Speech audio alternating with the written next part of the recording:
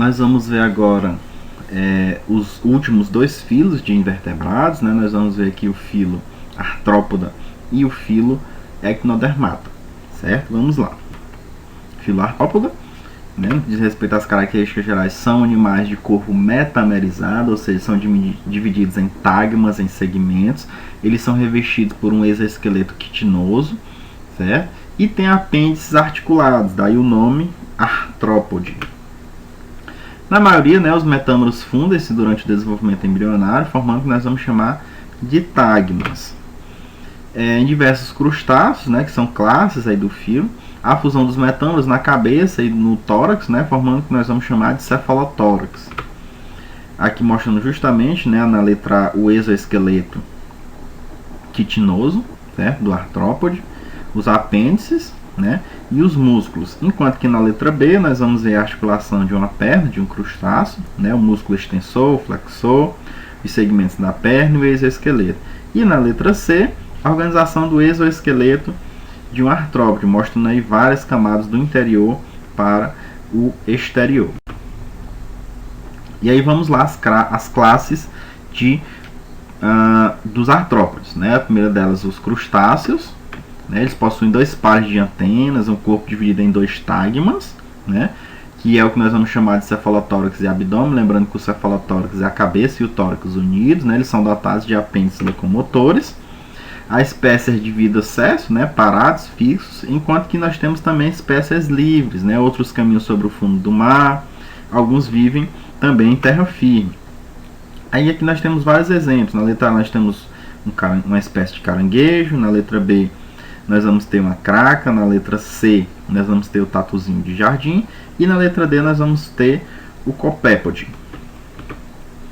As cracas aí são animais filtradores, né? Os caranguejos são herbívoros, alguns são carnívoros, né? Os camarões, siris e alguns caranguejos são detritívoros, ou seja, se alimentam de restos, né, de detritos. Então vocês percebem que a alimentação deles é bem diversificada. A maioria são dioicos, ou seja, tem espécies separadas. No caso, os machos possuem apêndices, né, para a transferência dos espermatozoides, enquanto que os óvulos, né, no caso as fêmeas, permanecem aderidos ao abdômen dela, certo? O desenvolvimento é direto, ou seja, não existem estágios larvais. Já outras espécies têm esse desenvolvimento larval. Aí passamos aos quelicerados, que possuem 4 pares de pernas, né, e não apresentam antenas.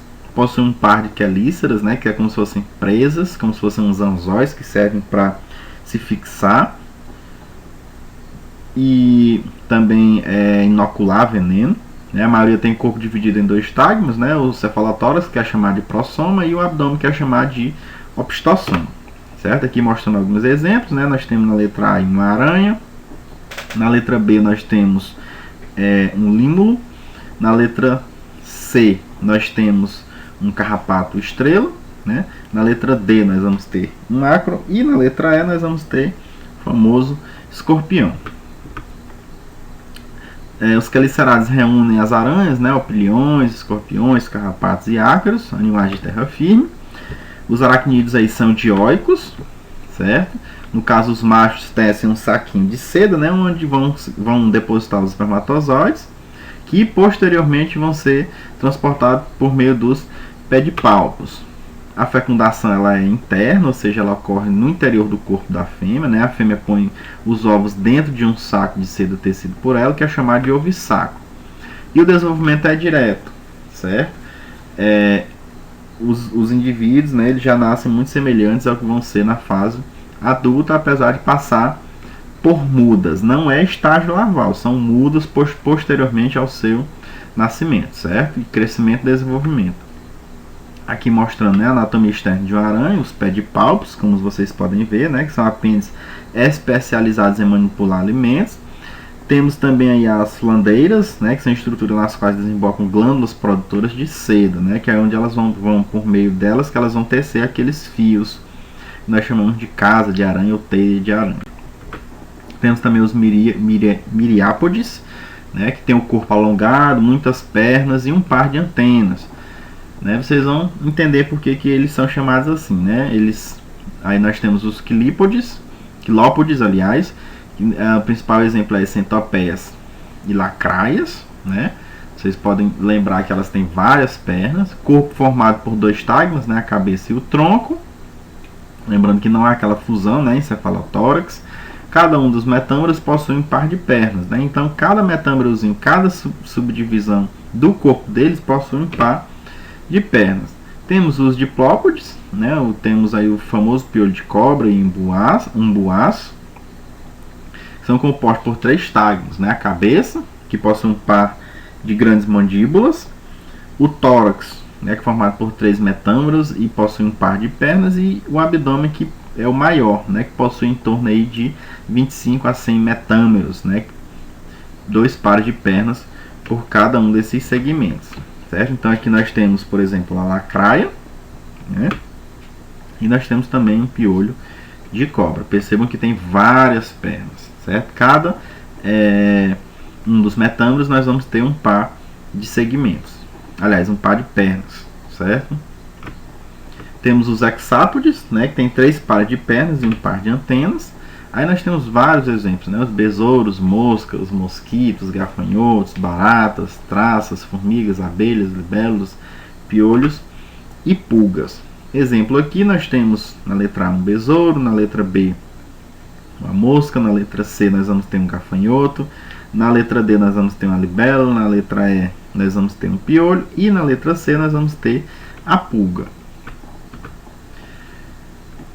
Essa classe, né, são os famosos insetos, que são os organismos adaptados à terra firme. É a classe de ser vivo mais rica em termos de espécies identificadas até hoje, né? Nós vamos utilizar como exemplo aí o gafanhoto, né, que tem cabeça formada pela fusão de 6 metâmeros, com um par de antenas, um par de olhos, né, composto e 3 ocelos. A cabeça localiza na peça, aliás, na cabeça, né, ficam localizadas peças bucais, né, que no caso são as mandíbulas, as maxilas. O tórax é formado por 3 metâmeros, né, sendo que um desses metâmeros, aliás, esses 3 metâmeros nós vamos ter um par de pernas articuladas. Nos últimos metâmeros tem um par de asas, né? Cada um desses metâmeros vai ter um par de asas, e sendo que o segundo par, como se fossem asas, como se fossem proteções, como se fosse uma capa para essas asas, né? Que são chamadas de asas coriáceas. O abdômen composto por 11 metâmeros não fundidos e sem apêndice, né? A abertura do aparelho respiratório ocorre em determinados pontos que nós vamos chamar de espiráculos, sendo que os últimos metâmeros, né, eles são adaptados a funções reprodutivos. Aqui nós temos o exemplo gafanhoto, né? Vocês podem ver aí as peças bucais, as pernas, né? Ele tem um tímpano ali à altura, na metade do corpo do animal. Temos os espiráculos, né, que tem essa função respiratória. Tem aí o primeiro par de asas, né, que são chamadas de tegminas, e o segundo par de asas são as chamadas asas membranosas, que tem mais função protetora. Temos os ocelos, né, os olhos compostos, as antenas, a cabeça, o tórax e o abdômen. Os insetos, eles são dioicos, né, tem sexos separados, espermatozoides vão para a espermatoteca, enquanto que os óvulos, né, eles permanecem nos ovidutos, e ao passar pela espermoteca eles são fecundados aí posteriormente à postura desses óvulos, né? Nós temos aí os insetos ametábolos, né, que são aqueles insetos que não têm estágios larvais, e temos os insetos metábolos, que são aqueles que têm estágios larvais, certo? Temos os holometábolos, né, que apresentam metamorfose incompleta, enquanto que temos também ainda aí os que apresentam metamorfose completa, né, que da larva para o adulto, nós vamos chamar aí esse adulto de imago. Chegamos aí ao último filo dos invertebrados, né, que é o filo dos equinodermos, né? Bastante conhecidos. Nós temos como exemplo aí a bolacha da praia, nós temos uma estrela do mar na letra B, na letra C nós temos um pepino do mar, na letra D nós temos um lírio do mar, e na letra E nós temos uma serpente do mar. um dos principais representantes aí, né, que são os ouriços do mar. Eles se alimentam de águas marinhas, né, ele tem uma estrutura chamada de lanterna de Aristóteles, que é responsável pela trituração dos alimentos, né, que passa posteriormente para o estômago e intestino, sendo que a digestão ela é extracelular, certo? No caso das estrelas do mar, elas são carnívoras, né, elas se alimentam de corais, anêmonas, equinodermos menores, né, e alguns moluscos. Elas têm estruturas, né, que conseguem abrir conchas. Então elas têm estruturas que podem abrir conchas, né? O estômago aí sai pela boca, sendo que ele sai pela boca, mas ele retorna à sua ao seu local posteriormente, mas ele retorna com o alimento, certo? Essa boca ela se fixa aquele alimento e traz para o estômago. Por quê? Porque o intestino e o ânus eles são pouco funcionais. O corpo dos equinodermos é revestido por um epiderme fino, né? Tem um esqueleto interno. Percebam que aqui já há uma evolução, o esqueleto não é mais externo, não é mais um exoesqueleto, já é um esqueleto interno. A exemplo do nosso, nós temos um esqueleto interno, que é constituído por proteína impregnada de cristais de carbonato de cálcio. Tem algumas estruturas aí, né? No caso as pedicelárias, né, que são estruturas móveis dotadas de pequenas pinças nas extremidades, cuja função é remover detritos e pequenos animais. Temos aí os pés ambulacrais, né, que são responsáveis, são estruturas tubulares finas e flexíveis, né, que auxiliam na movimentação e captura de alimentos, como vocês podem observar aqui, né. Na letra A nós temos um ouriço, já na letra B nós temos a estrutura corporal de um ouriço do mar, né, com detalhe para a pedicelária e de um espinho mostrando aí o revestimento epidérmico, certo? Esse sistema ambulacral ou sistema hidrovascular, né, ele é formado por algumas estruturas, no caso os pés ambulacrais e um conjunto de tubos e ampolas de paredes musculares internas, né, ao corpo. Esse sistema hidrovascular ele atua na locomoção, né, do animal, na respiração, na captura de alimentos e percepção do ambiente.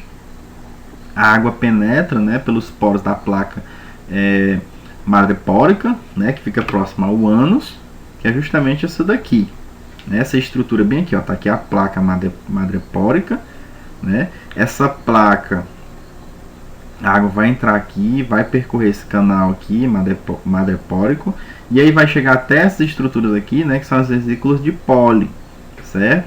E aí vocês estão vendo, ó, que essas estruturazinhas aqui, né, que são os pés ambulacrais, elas recebem, né, esse impulso aí provindo da água, certo? Então aí há a promoção da movimentação.